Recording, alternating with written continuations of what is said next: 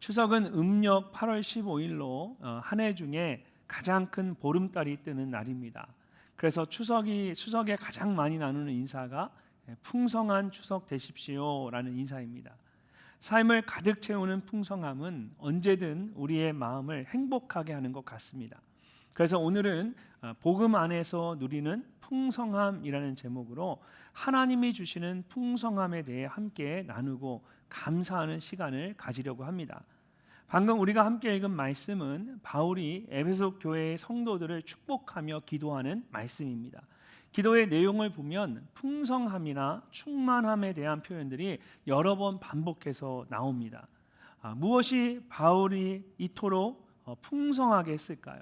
무엇이 바울의 마음을 이렇게 감사하게 풍성하게 만들었을까요? 그것을 잘 이해하기 위해서는 먼저 이전에 나오는 말씀을 잘 알아야 합니다. 함께 읽은 본문 말씀 이전에 나오는 말씀들을 보면 바울이 에베소 교회의 성도들에게 복음에 대해 이야기를 했습니다. 하나님께서 허물과 죄로 죽었던 우리를 살려주셨다는 것입니다. 이전에는 이방인이었고 그리스도 밖에 있었고 소망이 없는 자였는데 하나님께서 그리스도 예수 안에서 우리를 구원해 주신 것입니다. 그래서 우리로 하여금 하나님과 화목하게 하셨고 또 우리 안에 있는 모든 담을 허무셔서 서로 하나가 되게 하셨습니다. 성령 안에서 함께 하나님 앞에 나아가게 하셨고 더 이상 외인이나 나그네가 아닌 오직 성도로 하나님의 자녀로 예수님 안에서 함께 지어져 가도록 하셨습니다. 바울이 이 놀라운 구원의 경륜인 복음을 함께 나눈 후에 그들을 위해 축복하며 기도할 때에 그의 마음이 얼마나 풍성했겠습니까? 그렇게 복음 안에서 누리는 풍성함이 얼마나 감사한 것인지를 바울이 우리에게 전하고 있습니다. 그래서 오늘 이 말씀을 통해 풍성한 추석을 허락하신 하나님께 감사하며 복음 안에서 누리는 풍성함에 대해서 함께 생각해 보기를 원합니다. 가장 먼저 복음 안에서 누리는 풍성함은 나의 속사람을 강건하게 하는 것입니다. 15절 말씀을 보면 바울이 아버지 앞에 무릎을 꿇고 비노니라고 말합니다. 오래전부터 유대인들은 일어서서 기도를 했습니다. 그래서 성경을 보면 서서 기도하는 모습들을 보게 됩니다. 근데 가끔 앉아서 기도하는 경우가 있습니다. 어떤 때일까요? 간절하게 기도할 때입니다. 그럴 때는 무릎을 꿇고 기도를 했습니다. 예를 들어서 에스라 9장을 보면 에스라 선지자가 바벨론에서 귀환한 이스라엘 백성들이 이방인들과 결혼하는 죄를 범하는 것을 보고 하나님께 회개하며 무릎을 꿇고 하늘 향해 손을 들고 간절히 기도하는 모습을 볼 수 있습니다. 무엇보다 복음서를 보면 예수님께서 십자가를 지시기 전날 밤에 겟세마네 동산에서 무릎을 꿇고 얼굴을 땅에 대고 간절하게 기도하셨습니다. 이처럼 바울이 무릎을 꿇고 기도했다는 것은 그만큼 간절하게 기도했다라는 것입니다. 그렇다면 그 기도의 내용이 무엇이었을까요? 16절 말씀을 보면 첫 번째 기도의 내용이 나옵니다. 우리 함께 한번 읽어보도록 하겠습니다. 그의 영광의 풍성함을 따라 그의 성령으로 말미암아 너희 속사람으로 능력으로 강건하게 하시오며. 아멘. 바울은 에베소 교회의 성도들을 위해 기도하면서 가장 먼저 너의 속사람을 능력으로 강건하게 하시오며 라고 기도했습니다. 신약 성경에 있는 바울 서신서들을 보게 되면 바울은 보통 사람에 대해 말할 때에 두 가지를 말합니다. 하나는 속사람이고 다른 하나는 겉사람입니다. 그렇다면 속사람과 겉사람은 각각 무엇을 말하는 것일까요? 지금까지 많은 사람들이 사람에 대해 설명을 하려고 했습니다. 특별히 사람을 구성하고 있는 요소에 대해 성경학자들마다 조금씩 생각이 달랐습니다. 영과 혼과 육으로 되어 있다는 이 3분설을 주장하는 사람들도 있고 또 영과 혼을 합쳐서 영혼과 육으로 되어 있다는 2분설을 주장하는 사람들도 있습니다. 처음에는 대부분의 사람들이 전통적으로 내 안에 내가 느끼지 못하는 영이 있고 또 이와는 별도로 생각이나 감정과 같이 내가 느끼는 부분을 혼으로 구분해서 이 영과 혼과 육 이렇게 3분법을 지지했습니다. 그런데 최근에 이제 미국에 있는 복음주의 신학자들이 그들 가운데 이 영과 혼을 우리가 구별하기가 쉽지 않다면서 이 두 가지를 하나로 묶어서 영혼과 육으로 구분하는 이분법을 주장하는 사람들이 점점 많아지고 있습니다. 어쨌든 이분법이든 삼분법이든 가장 중요하고 핵심적인 게 무엇입니까? 바로 신앙의 인격을 이루는 우리의 속사람, 곧 영혼이라는 것을 알 수가 있습니다. 그러므로 풍성한 삶을 살려면 우리의 겉사람이 아닌 속사람이 강건해야 합니다. 근데 문제는 많은 사람들이 속사람을 위해 애쓰기보다는 눈에 보이는 겉사람을 위해 애쓴다는 것입니다. TV와 같은 대중매체에서 어떤 것이 몸에 좋다고 하면 순식간에 그것이 다 동이 나버립니다. 한참 자전거 붐이 일어나서 자전거를 타는 사람들이 얼마나 많았는지 모릅니다. 그래서 제가 보니까 이 자전거가 우리가 생각하는 건 자전거 수준이 아니더라고요. 자전거를 타시는 분들은 이 자전거가 거의 이제 차 한 대 수준까지 올라가시더라고요. 그리고 자전거만 필요합니까? 또 그걸 거기에 격에 맞게 또 좋은 장비들을 또 갖춰야 되잖아요. 그러니까 그걸 다 하면 이게 너무 많은 희생과 헌신이 따르더라고요. 그래서 도저히 제가 자전거를 못 타겠더라고요. 저희 형편상 시간상 이 자전거를 타면 제가 목회를 그만둬야지 그 생각이 들어서 나는 운동 못 하겠다 했더니 갑자기 요즘 들어 트렌드가 바뀌어서 지금은 사람들이 뭘 많이 합니까? 러닝을 많이 하기 시작했어요. 그래서 이제 내가 운동을 좀 할 수 있겠구나. 러닝은 그냥 운동복 입고 신발 신고 뛰면 되잖아요. 근데 러닝을 하려고 하니까 또 왜 이렇게 복잡한지, 그냥 뛰면 안 된다라는 거예요. 러닝하는 방법이 있다는 거예요. 그리고 러닝에 맞게 운동화를 사야 된다는 거예요. 운동화는 왜 이렇게 비싸요? 러닝화가 왜 이렇게 비싼 거예요 대체? 우리는 예전에 고무신도 신고 뛰었는데 그 러닝화만 신는 게 아니라 옷도 갖추고 뭐 팔에 뭐도 끼고 그리고 나서 시계도 그 시계도 갖추고 그래야 이제 달리기를 하는 거예요. 그래서 제가 이렇게 보면서 사람들이 정말 대단하구나. 그 몸의 건강을 위해서 이렇게 엄청난 투자를 하는구나. 그런 생각을 하게 돼요. 아니 그런데 교회 올 때는 왜 이렇게 힘들어하는지? 시간이 없다고 그러고 여유가 없다고 그러고 근데 매일 저녁마다 뛰고 운동하고 자전거 타는데 교회는 못 오는 거예요. 사람들의 온 관심이 건강에 있고 몸에 있습니다. 최근에 젊은 엄마들 사이에 골든 브레인 육아법이라는 것이 유행을 하고 있다고 합니다. 제가 보니까 정말 책자도 있고요. 그런 안내서 지침서가 있더라고요. 0세에서 5세 사이에 보통 아이의 뇌의 90%가 발달이 된다고 합니다. 그런데 건강하게 잘 발달시키기 위해서는 6가지 사이클이 아주 중요하다라는 거예요. 이거 가르쳐주면 괜히 또 흉내 내실까 봐 그 아이의 뇌를 이렇게 잘 발달시키는 6가지 사이클이 있는데 그게 뭔가 하면 먼저는 이 뇌 발달의 근간을 이루는 그러니까 뿌리가 되는 수면, 식사, 운동 이렇게 3가지 사이클입니다. 수면 사이클, 식사 사이클, 운동 사이클. 그리고 나머지 3가지 사이클은 이 뇌를 이렇게 자라게 하는 꽃 피우는 놀이, 독서, 디지털 미디어입니다. 그래서 이 6가지 사이클을 효율적으로 잘 배분을 해서 24시간 하루의 스케줄을 만들고 그 스케줄에 따라서 아이를 키우는 것이 골든 브레인 육아법입니다. 애가 안 자려고 해도 무조건 그 시간이 되면 침대에 눕혀놓고 재우는 거예요. 애가 자려고 해도 그 시간에는 수면 사이클이 아니면 계속 깨우는 거예요. 애가 밥을 안 먹어도 식사 사이클이면 그 시간에 밥을 먹게 하고 그 스케일링의 그 사이클에 따라 그 아이를 계속 하루 종일 그 사이클에 따라 돌리는 거예요. 그러면 이 0세, 5세 아이들이 뇌가 잘 발달된다는 거예요. 그러니까 부모가 아이를 위해서 그렇게 한다고 하니까 이해가 되는데 문제는 그것이 신앙생활보다 더 중요하게 그것을 여기는 거죠. 그것이 그 가정의 하나님이 되는 거예요. 그래서 많은 교회들이 지금 젊은 가정들이 이렇게 오면 교회에게 요구하는 게 그렇다는 거예요. 우리 아이가 그 시간에는 잠자는 사이클이 이 시간이니까 그 시간대는 저희가 피해서 모임을 가져야 됩니다. 저희 아이의 그 스케줄에 잘 적응할 수 있는 그런 목장을 배정해 주십시오. 그런 모임이 아니면 아이가 이 시간 지금 자야 될 시간이라 제가 그 모임에 가지 못합니다. 이렇게 얘기를 한다는 거예요. 근데 여러분 정말 그것이 그 아이하고 부모에게 가장 유익한 일일까요?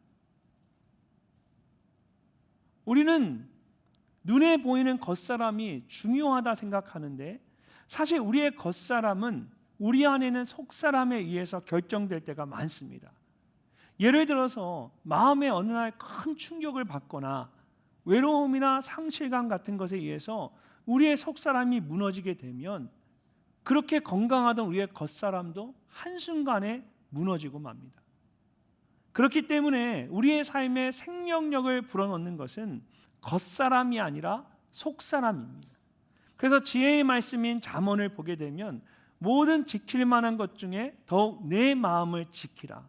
무엇이 생명의 근원이 이에서 남이라고 말씀하는 겁니다. 겉사람도 중요하지만 무엇보다 우리의 속사람이 강건해야 합니다. 그렇다면 우리의 속사람이 강건해지기 위해서는 어떻게 해야 할까요? 16절 말씀을 다시 보면 바울은 그의 성령으로 말미암아라고 말합니다. 우리 안에 성령님이 충만하게 임재하실 때에 우리의 속사람이 그 능력을 덧입어서 강건할 수 있다라는 겁니다. 어떨 때 우리가 성령 충만해질 수 있습니까? 예수님을 믿는 그 순간 우리 안에 하나님의 영이 임하십니다. 근데 이 성령이 우리 안에서 자라고 충만해지려면 우리가 하나님을 찬양하고 예배하는 가운데 그 성령이 풍성하게 자라납니다. 우리가 말씀 가운데 하나님의 음성을 듣고 귀를 기울이고 하나님 말씀을 들을 때 그 말씀 가운데 성령의 임재하심을 경험하게 됩니다. 우리가 하나님을 찾고 구하며 간절하게 기도할 때 우리 안에 있는 이 성령이 가득하고 충만해지는 걸 느낄 수가 있습니다. 우리의 속사람이 강건하려면 이렇게 예배 가운데, 말씀 가운데, 기도 가운데 하나님이 부어주신 그 성령으로 나의 마음을 가득 채워야 됩니다. 그럴 때 우리가 성령 충만한 가운데 풍성한 삶을 살아갈 수가 있습니다. 사랑하는 여러분, 우리에게 가장 중요한 것은 눈에 보이는 겉사람이 아니라 우리 안에 있는 속사람입니다. 속사람이 강건할 때에 여러분의 삶이 풍성해지고 날마다 새로운 삶을 살아갈 수가 있습니다.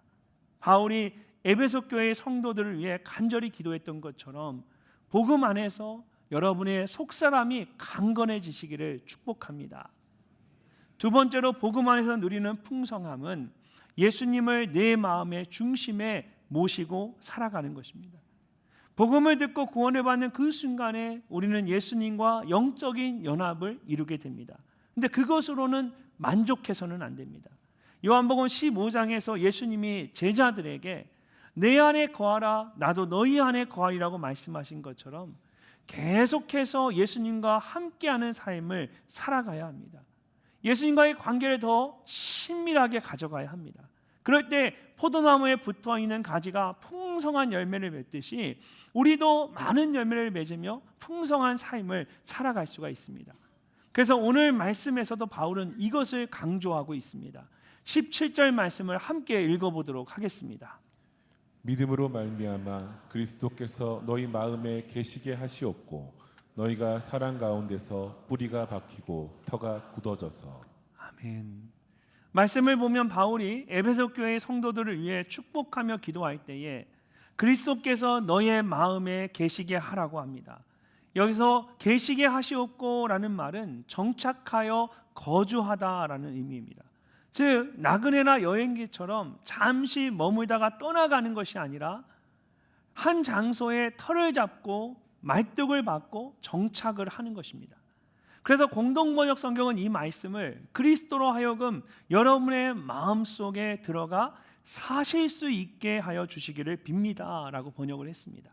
그리고 영어 성경들을 보면 모두 Christ may dwell in your heart, live in your heart가 아니라 dwell in your heart, 정말 무겁게 묵직하게 남아있는 겁니다. 살아가는 거예요. 그래서 예수님께서 잠시 그냥 머무는 것이 아니라 영원히 내 안에 계시는 겁니다. 어떻게 그럴 수 있을까요? 바울이 바로 앞에 믿음으로 말미암아라고 말하는 것처럼 믿음으로 예수님을 내 안에 계시도록 모셔드리는 겁니다. 그럴 때 예수님께서 내 마음의 중심에 편하게 거하실 수가 있습니다. 그리고 나의 삶도 편안하고 풍성할 수 있습니다. 여러분, 이 세상에는 크게 두 가지의 삶이 있습니다. 믿음으로 사는 삶과 나의 지혜로 사는 삶입니다. 나의 지혜로 사는 것은 나의 생각이나 계획을 따라 사는 삶을 말합니다. 잘 사는 것 같지만 사실은 힘들고 고단한 인생입니다. 대표적인 예로 창세기에 나오는 야곱의 삶이 그랬습니다. 그는 누구보다도 똑똑한 사람이었습니다. 팥죽 한 그릇으로 형 에서의 장자권을 빼앗을 정도로 계산이 빠른 사람이었습니다. 결국은 그렇게 자신의 지혜를 따라 살았습니다. 놀라운 처세술로 그는 그의 인생을 개척해 나갔습니다. 근데 그런 그의 인생이 결국 어떻게 되었을까요? 창세기 47장을 보면 애굽의 바로 왕이 야곱에게 그의 인생에 대해 물었을 때 그가 이렇게 대답을 했습니다. 야곱이 바로에게 이르되 아뢰되 내 나그네 길의 세월이 130년이니이다. 내 나이가 얼마 못되니 우리 조상의 나그네 길에 연조에 미치지 못하나 험악한 세월을 보내었나이다. 무슨 말입니까? 내가 내 조상 선조보다 많이 살지 못했는데 적게 살았는데 오히려 내 인생이 내 그 세월이 너무나 험악했다라는 거예요. 그냥 누구보다 정말 열심히 살았는데 그저 나그네와 같은 삶이었고 아무것도 남은 것이 없는 험악한 세월이었던 겁니다. 반면에 요셉의 삶은 어땠습니까? 그는 늘 하나님과 함께 동행하는 삶을 살았습니다. 노예로 팔리기도 했고 억울한 누명을 쓰기도 했고 지하 감옥에 갇히기도 했고 잊혀진 존재가 되기도 했지만 그때마다 하나님께서 함께 계심을 믿고 자신의 생각대로 함부로 행하지 않았습니다. 요셉은 오히려 자신을 노예로 팔았던 형제들에게 근심하지 말라고 하면서 하나님이 생명을 구원하시려고 나를 당신들보다 먼저 보내셨나이다 라고 했습니다. 어떻게 이런 말을 할 수 있었을까요? 이 요셉의 마음 가운데 하나님에 대한 분명한 믿음이 있었던 겁니다. 하나님에 대한 분명한 믿음이 있으니까 모든 사람에게 배신당하고 버려지고 감옥에 갇혀도 여전히 요셉의 마음 가운데는 하나님이 계시는 겁니다. 야곱이 마지막에 요셉을 축복할 때 그의 인생에 대해 이렇게 말합니다. 요셉은 무성한 가지 곧 샘 곁에 무성한 가지라 그 가지가 담을 넘었도다. 하나님께서 요셉의 인생을 무성한 가지와 같이 풍성한 삶이 되게 하셨습니다. 이처럼 나의 생각이나 계획이 아니라 믿음으로 살아갈 때 예수님께서 내 마음의 중심에 들어와 계시고 나의 삶을 풍성하게 만들어 주십니다. 그렇다면 여러분의 마음의 중심에는 지금 누가 계십니까? 여러분의 생각이나 계획입니까? 아니면 예수님이 여러분의 마음의 중심에 계십니까? 사랑하는 성도 여러분, 믿음으로 마음의 중심에 예수님을 모시고 살아가는 여러분이 되시기를 바랍니다. 그럴 때에 이 포도나무에 붙어있는 가지가 풍성한 열매를 맺듯이 하나님께서 여러분의 삶을 풍성하게 하실 줄로 믿습니다. 17절에 이어지는 말씀을 보면 바울이 너희가 사랑 가운데서 뿌리가 박히고 터가 굳어져서 라고 말합니다. 뿌리가 박히고 터가 굳어져라는 두 개의 동사를 사용했는데 헬라어로 된 원어 성경을 보게 되면 이 두 동사가 모두 수동태 분사로 되어 있습니다. 이런 것을 보통 디바인 패시브, 신적 수동태라고 말합니다. 하나님께서 직접 뿌리가 박히게 하시고 터가 굳어지게 하셨다라는 것입니다. 이처럼 뿌리가 깊이 박히고 터가 굳어졌다는 것은 식물이나 건물이 흔들리지 않고 견고하게 서 있는 것을 의미합니다. 믿음으로 예수님을 그 마음의 중심에 모시고 살아갈 때 하나님께서 그 삶을 흔들리지 않도록 견고하게 붙잡아 주십니다. 바울은 에베소 교회의 성도들이 복음 안에서 그런 은혜를 풍성히 누리며 살아가기를 원했던 것입니다. 사랑하는 성도 여러분, 혹시 삶이 요동하는 것 같고 자꾸 무너져 내리는 것 같으십니까? 예수님을 굳게 붙잡으십시오. 여러분의 마음의 중심에 예수님을 모시고 살아가십시오. 그렇게 믿음으로 결단하고 살아갈 때에 하나님께서 더 이상 흔들리지 않도록 여러분의 삶을 견고하게 붙잡아 주실 줄로 믿습니다. 그런 풍성한 은혜가 여러분의 삶에 가득하시기를 주님의 이름으로 축복합니다. 마지막으로 복음 안에서 누리는 풍성함은 하나님의 사랑으로 나를 충만하게 하는 것입니다. 18절과 19절 말씀을 함께 읽어보도록 하겠습니다. 능히 모든 성도와 함께 지식에 넘치는 그리스도의 사랑을 알고 그 너비와 길이와 높이와 깊이가 어떠함을 깨달아 하나님의 모든 충만하신 것으로 너희에게 충만하게 하시기를 구하노라. 아멘. 바울은 마지막으로 에베소 교회의 성도들을 위해 기도하면서 하나님의 모든 충만하신 것으로 너희에게 충만하게 하시기를 구하노라고 말합니다.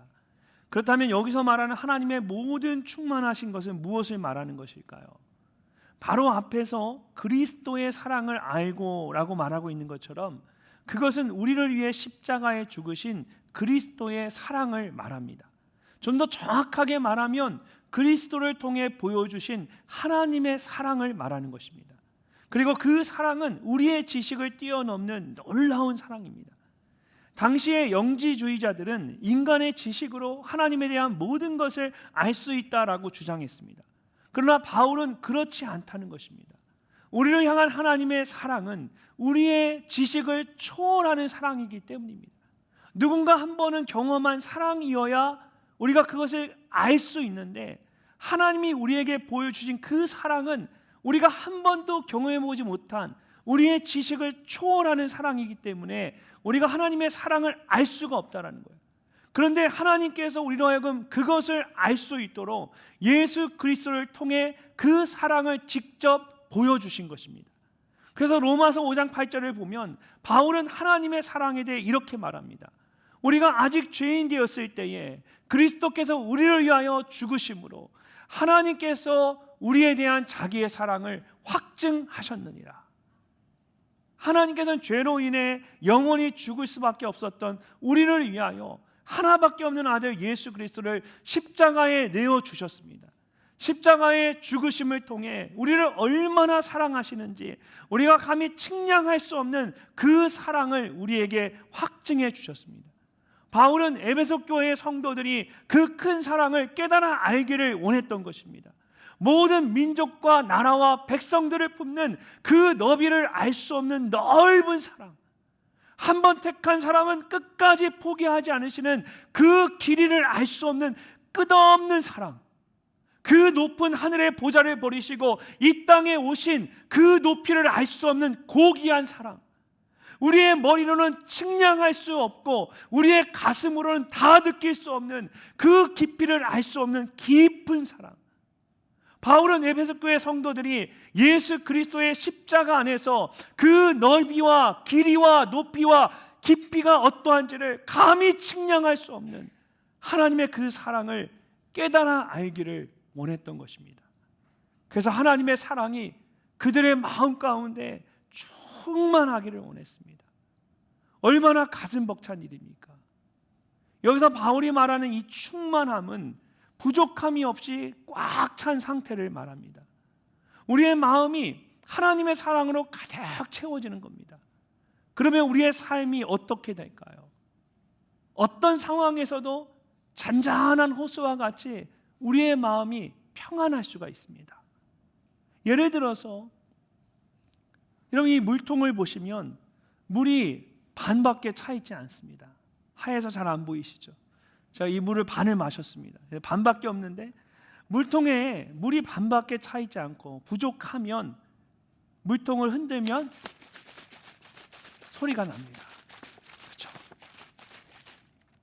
빈 공간으로 인해 이 물통이 흔들리면서 소리를 내게 됩니다. 그런데 여러분 이 물통에 물이 가득 차면 어떻게 될까요? 물을 가득 부어서 이 물통을 가득 채우면, 넘치도록 채우면 이 물통에서 소리가 나지 않습니다. 여러분 우리의 삶도 마찬가지입니다. 하나님의 사랑을 온전히 알지 못하면 우리의 마음에 하나님의 사랑이 가득하지 않으면 우리의 입술에서 불평과 원망의 소리들이 나오는 겁니다. 그러나 우리의 마음 가운데 하나님의 사랑이 가득 채워지면 아무리 힘들고 어려워도 불평과 원망의 말들이 나오지 않습니다. 이 속에 세상의 불평과 원망이 들어올 공간이 없는 거예요.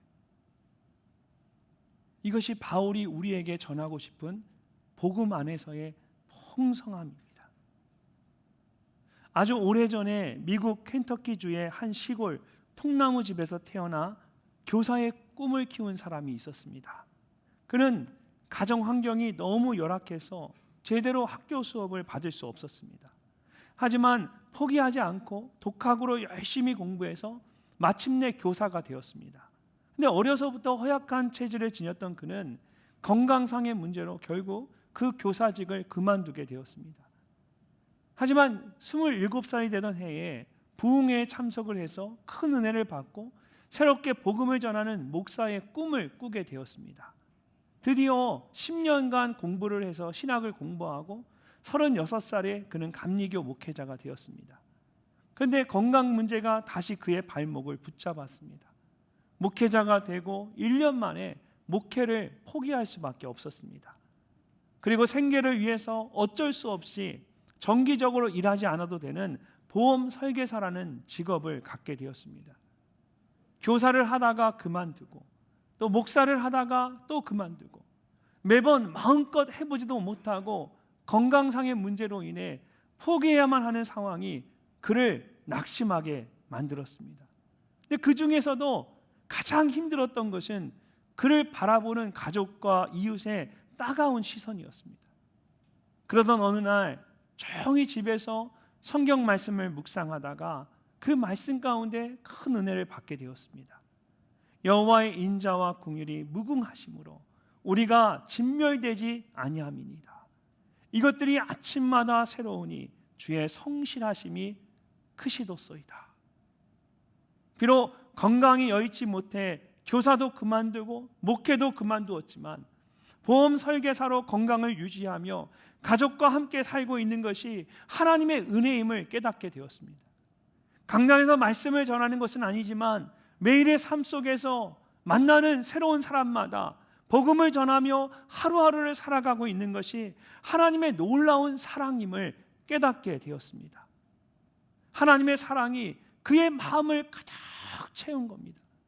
그리고 그 순간에 그는 불평과 원망의 말을 그만두고 하나님께 정말 감사의 마음으로 펜을 들어 한 편의 시를 쓰기 시작했습니다. 그것이 토마스 칫섬이 지은 가장 아름다운 찬송 오 신실하신 주입니다. 오 신실하신 주 내 아버지여 늘 함께 계시니 두려움 없네. 그 사랑 변찮고 날 지키시며 어제나 오늘이 한결같네. 오 신실하신 주, 오 신실하신 주 날마다 자비를 베푸시며 일용할 모든 것 내려주시니 오 신실하신 주 나의 구주.